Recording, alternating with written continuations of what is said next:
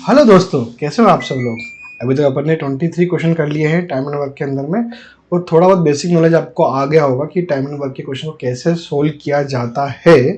ठीक है, तो थोड़ा थोड़ा नॉलेज और इनहेंस करेंगे। अभी अपन को लगभग 70 क्वेश्चन अभी करने हैं, तो लगभग अभी आधे से भी कम क्वेश्चन ही हुए हैं।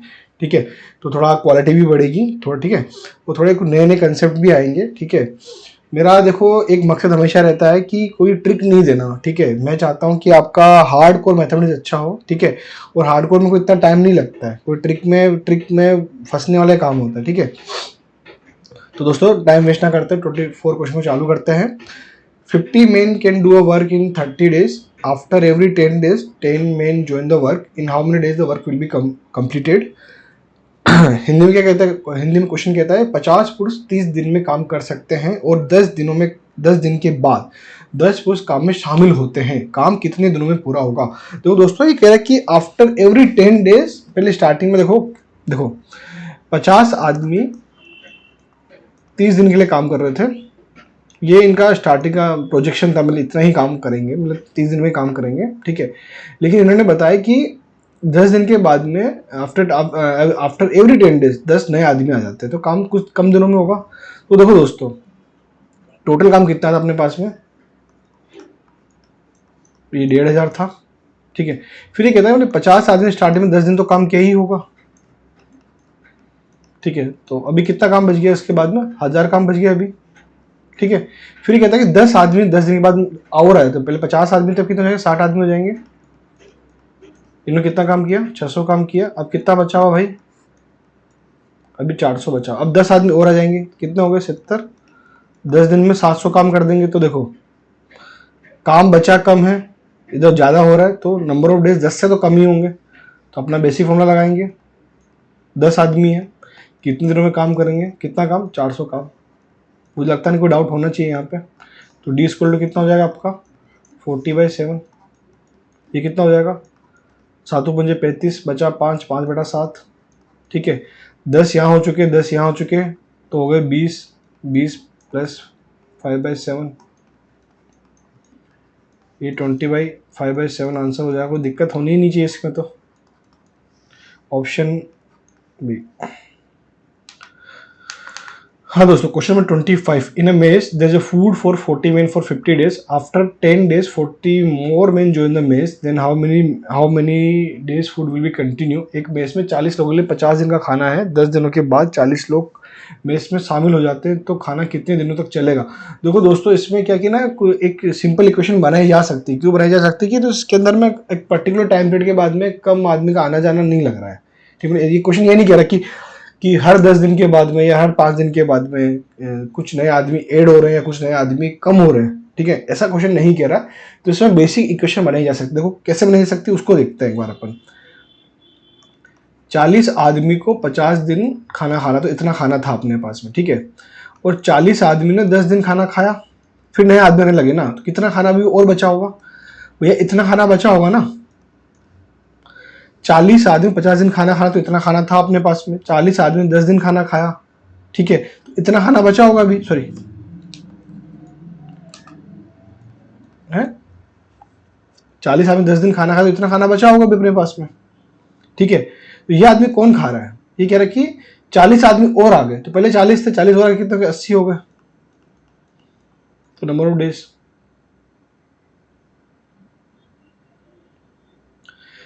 ये क्वेश्चन बना सकते हैं ना भाई। देखो 40 आदमी के लिए 50 दिन का खाना था, तो इतना खाना था अपने पास में। 40 आदमी ने 10 दिन खाना खा लिया, ठीक है, तो कितना खाना बचा होगा, 40 आदमी 40 दिन खाना बचा होगा।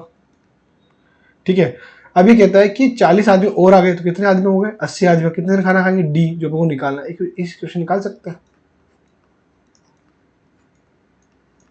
तो डी क्या हो जाएगा 20 डेज। कोई दिक्कत ही नहीं होनी चाहिए। In a mess there is a food for 40 men for 50 days. After every 10 days 20 more men join the mess. In how many days the food will be continue. एक मेस में 40 लोगों के लिए 50 दिन का खाना है. हर 10 दिन के बाद में 20 और लोग मेस में शामिल होते हैं. तो खाना कितने दिनों तक चलेगा? देखो दोस्तों, अब इसमें कह रहा है आफ्टर एवरी 10 डेज, मतलब कि हर 10 दिन के बाद में 20 नए आदमी और आ जा रहे हैं. तो इसमें जो बेसिक क्वेश्चन अभी अपने पढ़ी थी, ये क्वेश्चन नहीं चलेगी इसके अंदर में. ठीक है, इसमें अपन को सिंपल बेसिक कैलकुलेशन करनी पड़ेगी इस टाइप की. ठीक है, जो दोस्तों क्वेश्चन क्या कह रहा है अपन को कि एक मेस में 40 जनों के लिए 50 दिन का खाना है. कितना है खाना? ये 2000.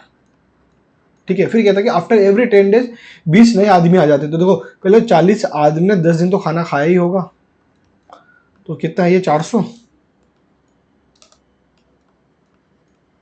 कितना बचा? 1600 बच गया भैया, 1600 बच गया. फिर बोला कि 20 नए आदमी आते हैं. 40 थे, अब कितने हो जाएंगे? 60. ये 10 दिन खाना खाएंगे, 600. ये माइनस से कितना बचा? 1000. अभी बचा 1000 खाना बचा हुआ है अभी. अब 20 आदमी और आ रहे हैं. ठीक है, कितने हो गए? 80. अब 200 खाना बचा हुआ है. अभी क्या 20 आदमी और आ गए, कितना हो जाएगा? 100 इंटू 10 डेज का है. तो अभी तो भैया 10 दिन में तो ये खाना खत्म नहीं होगा, कम में खत्म होगा. 10 दिन में तो 200 चाहिए ना, इधर 1000 हो जा रहा है. तो बेसिक कैलकुलेशन करेंगे अपन. कोई दिक्कत नहीं भैया. मतलब यहाँ पर वो 2 दिन ही खाने में, 2 दिन के अंदर खाना समाप्त हो जाएगा, खत्म हो जाएगा. ठीक है, तो 10 दिन, ये 10 20 30, 30 और 2 32, 32 डेज. ठीक है, चेन रूल, चेन का नियम. एसएससी सीजीएल के अंदर में चेन रूल बहुत ज़्यादा इंपॉर्टेंट है. चेन रूल को मैं ना एक अलग नाम से भी बोलता हूँ. उसका नाम है एमडीएच मसाला. क्या नाम है उसका? नाम है एमडीएच मसाला. ठीक है, तो आप भी चाहो तो एमडीएच मसाले नाम से इसको याद कर सकते हो. मसाला, हिंदी थोड़ी अच्छी नहीं है मेरी.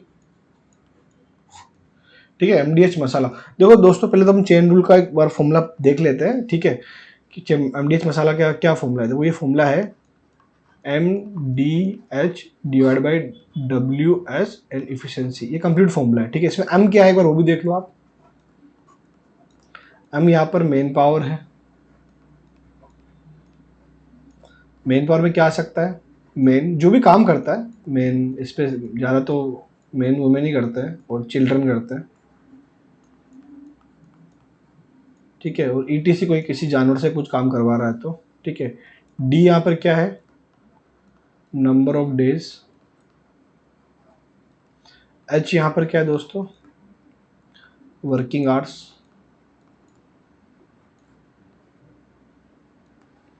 W यहाँ पे दोस्तों क्या है? Part of work. Complete work को क्या बोलते हैं? वन कंसिडर करते हैं, याद रखना हमेशा. जो टोटल वर्क जो होता है ना,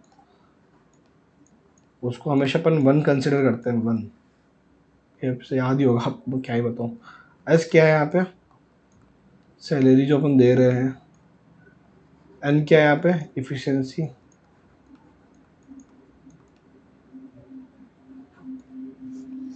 ठीक है दोस्तों, तो ये फॉर्मूला के अंदर मैं अपने बता दिया कि एक एक यूनिट का क्या क्या नाम है. फॉर्मूला को लिखते कैसे, एक बार वो भी देख लो यहाँ पे आप. इसको ऐसे लिखते हैं M1D1H1 equal to W1S1 efficiency 1 equal to M2D2H2 W2S2 efficiency 2. ठीक है, ये तो कंप्लीट फॉर्मूला है, लेकिन 90% जो क्वेश्चंस आते हैं वो MDH से ही सोल्व जाते हैं. ठीक है, और आपने MD का फॉर्मूला बहुत बार यूज किया ही है. M1 into D1 equal to M2D2. ये फॉर्मूला तो आपने बहुत बार सोल्व किया. देखो कहाँ सोल्व किया बता रहा हूँ. देखो आपको ये देखो, ये देखो, ये भी एक एग्जाम्पल है. M1 D1 equal M2 D2. ये पूरा एग्जाम्पल है M1 D1 equal to M2 D2 का. ठीक है, ये एग्जाम्पल देखो यहाँ पर भी यूज़ किया आपने M1 D1 वाला. ठीक है, ये खुद एक कंप्लीट वर्क निकालने के लिए, अपन टोटल वर्क निकालने के लिए M1 D1 का यूज़ किया अपन ने. ठीक है, तो ये तो अब यहाँ पर यूज़ किया आपने, तो ये तो आप करते ही आए हो. ठीक है, तो दोस्तों ये फॉर्मूला बना कैसे, और वो देख लेते हैं अपन. ठीक है, तो मुझे एक चीज़ बताओ दोस्तों कि अगर आप नंबर ऑफ मेन पावर बढ़ाओगे तो वर्किंग डेज, जो नंबर ऑफ डेज है वो कम होंगे ज़्यादा होंगे, मुझे बताओ आप।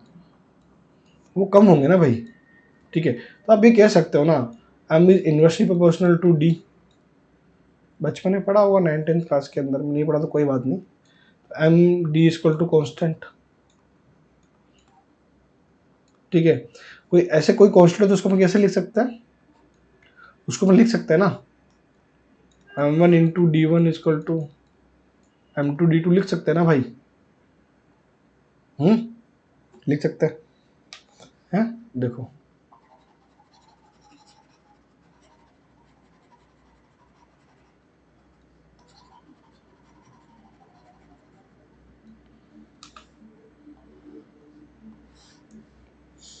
ऐसे अपन ने ये वाला फॉर्मूला ना कभी बचपन में पढ़ा होगा आपने, स्पीड काम भी आता है, speed time equal to distance, ठीक है ना। ये एक्चुअली भी ये भी चेन रूल से बना है। आप देखो ना, अगर आपकी स्पीड अगर ज़्यादा होती है तो टाइम कम लगेगा, और ये क्या होता है, ये कांस्टेंट होता है, यहाँ पे कांस्टेंट डिस्टेंस है, तो ये भी चेन रूल से बना है। काफ़ी सारे फॉर्मूले चेन रूल से ही बनते हैं, ठीक है। तो ऐसे अपन ने ये वाला फॉर्मूला पूरा बना के रखा हुआ है, m1 d1 h1 w1 s1 efficiency 1 equal to m2 d2 h2 w2 s2 efficiency 2, ठीक है। तो दोस्तों ये फॉर्मूला और कैसे बना है वो एक बार अपन देख लेते, ज़्यादा इंपॉर्टेंट नहीं है, फिर भी आपका थोड़ा माइंड क्लियर होना चाहिए, ठीक है। यहाँ पर मैं वेरिएबल लेता हूँ, मैं m, स्टार्टिंग में वेरिएबल लेता हूँ यहाँ पर d, यहाँ पर कांस्टेंट क्या रख रहा हूँ मैं, यहाँ पे कांस्टेंट्स रख रहा हूँ यहाँ पे मैं h w salary and efficiency, ठीक है। वो तो नंबर ऑफ डेज आपके बढ़ेंगे, नंबर ऑफ मैन पावर बढ़ेगा तो नंबर ऑफ डेज कम होंगे, पता ही है आपको, ठीक है। अब देखो नंबर ऑफ मैन बढ़ा रहा हूँ मैं, यहाँ पर मैं वेरिएबल ले रहा हूँ h, कॉन्स्टेंट से d w s and efficiency. तो नंबर ऑफ मेन पावर बढ़ेंगे तो नंबर ऑफ वर्किंग आवर्स आपके कम होंगे। अब देखो ना, मान लो पहले 2 आदमी थे, ठीक है, तो 6 घंटे काम करना पड़ रहा था, नंबर ऑफ डेज पाक का काम हम सब कांस्टेंट आपका, अगर आपने आदमी को 4 कर दिया तो क्या इनको 6 घंटे काम करना पड़ेगा क्या? नहीं करना पड़ेगा ना भाई, 3 घंटे काम करना पड़ेगा ना, तो ये कम होगा, ठीक है। तो नंबर ऑफ डेज अगर आपके बढ़ते हैं तो वर्क कम होगा ज़्यादा, जब कांस्टेंट आपका क्या होगा, ये सब H D salary and efficiency constant है, तो काम, नंबर ऑफ मैन पावर बढ़ेगा तो काम भी बढ़ेगा। अगर मान लो कि कोई 2 आदमी 20% काम करते हैं तो 4 आदमी कितना काम करेंगे, 40% करेंगे ना भाई, कोई दिक्कत ही नहीं इसमें। तो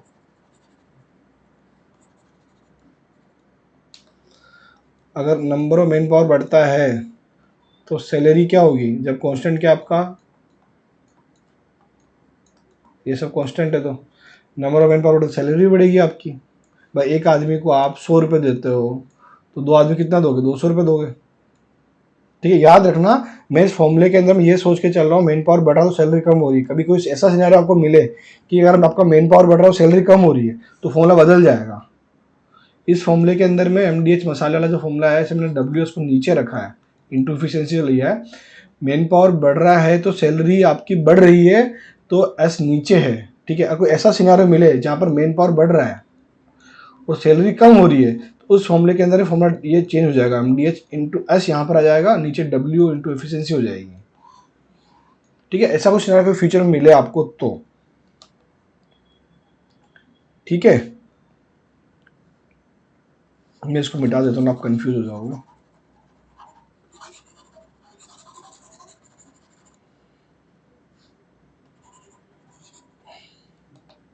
तो मेन पावर बढ़ेगा तो एफिशिएंसी के साथ क्या होगा, जो कांस्टेंट क्या आपका H D W and S constant आपका, सिंपल सी बात है भैया। आपको देखो सब कुछ वर्किंग आवर्स कांस्टेंट है, डी कांस्टेंट है, अगर आप मेन पावर बढ़ाओगे तो ऑटोमेटिक उनकी एफिशिएंसी कम करनी पड़ेगी, तब तो आपको पर्टिकुलर टाइम पे काम होगा आपका, ठीक है।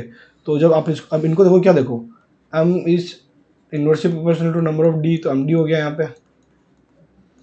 M is inversely proportional to number of working hours, तो एम एच हो गया। M is university propose, sorry, M is university propose efficiency, तो ये इफिशिएंसी हो गया। M is directly proportional to work, तो ये एम बाई डब्ल्यू हो गया। M is directly proportional to salary, तो ये एम बाई एस हो गया। तो कंबाइंड फॉर्मूला क्या बन जाएगा, एम डी एच मसाला।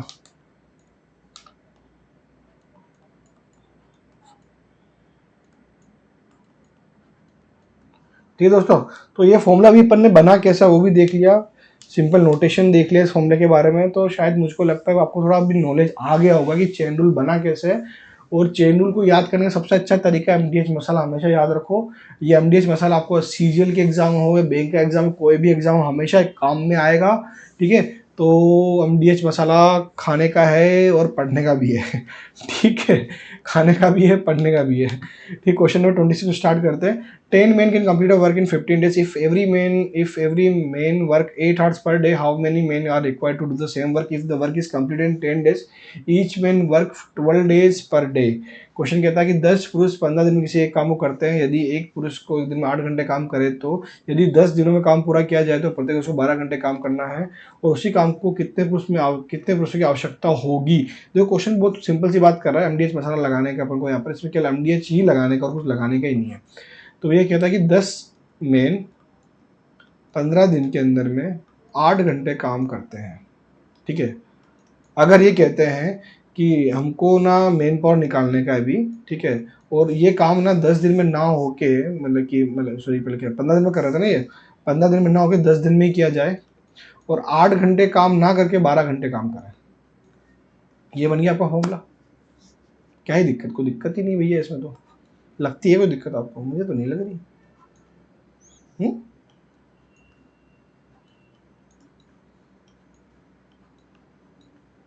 हम कितना आया यहाँ पे, 20 आएगा क्या, तो 20 कहाँ से आएगा, 10 आएगा। 10 में तो आंसर हो जाएगा आपका 8, 10 में। अगला क्वेश्चन देखते हैं दोस्तों। 20 man can complete a work in 12 days। If every man work 6 hours per day, how many days can be do fourth by fifth part of the work by 12 man if each man work 8 hours per day. Question Hindi में क्या कहता है दोस्तों, 20 पुरुष 12 दिन में एक काम को कर सकते हैं यदि प्रत्येक पुरुष दिन में 6 घंटे काम करता है, और 12 पुरुष यदि प्रत्येक पुरुष के 8 घंटे काम करते हैं। तो 12 पुरुष यदि प्रत्येक पुरुष 8 घंटे काम करते हैं तो उस काम का 4/5वां हिस्सा कितने दिनों में पूरा किया जाएगा। देखो दोस्तों क्वेश्चन क्या कह रहा है, इसमें देखो पहले तो इसमें फॉर्मूला क्या लगेगा, इसमें फॉर्मूला लगेगा एमडीएच मसाला तो लगेगा, साथ में नीचे डब्ल्यू भी लगेगा, पार्ट ऑफ वर्क भी आ गया है। ठीक है, तो हम कितना स्टार्टिंग में 20 डेज है, 20 मैन है, 12 दिन में काम करते हैं, और पर डे कितना 6 घंटे कर रहे हैं, उसमें काम पूरा कंप्लीट कर रहे हैं ना, तो डब्ल्यू यहाँ पर 1 हो जाएगा। बताया था टोटल वर्क हमेशा 1 होता है, बताया था ना आपको मैंने, टोटल वर्क जो हमेशा क्या होता है इस फॉर्मूले में, हमेशा 1 होता है। ठीक है, इसको टू फिर ये कहता है कि 12 पुरुष काम करता है। ठीक है, दिन अपन को निकालना है। अब इनके वर्किंग आवर्स में थोड़े से बढ़ा दिए, 6 के 8 कर दिए हैं, और काम पूरा नहीं कर रहे अभी, फोर्थ बाय फिफ्थ पार्ट ही कर रहा है। ठीक है, तो दोस्तों आपको पता ही होगा ना ये 5 कहाँ जाएगा, ये मैंने आपको पहले पढ़ाया था ना कहीं पे कि X by Y divide by A by B होता है।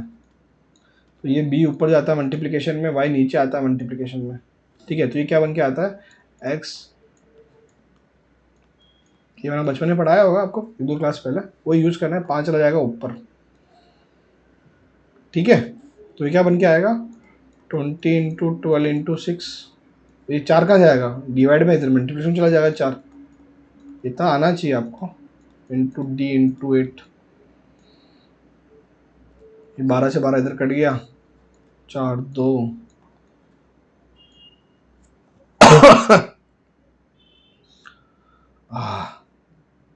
इंटू 5 भी है ना, ठीक, 12 से 12 कट गया, 4 2 2 3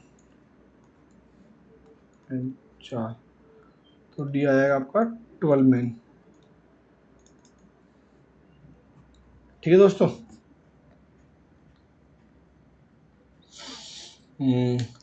तो दोस्तों क्वेश्चन यहाँ ख़त्म करते हैं, अगले वीडियो में मिलेंगे वापस अपन।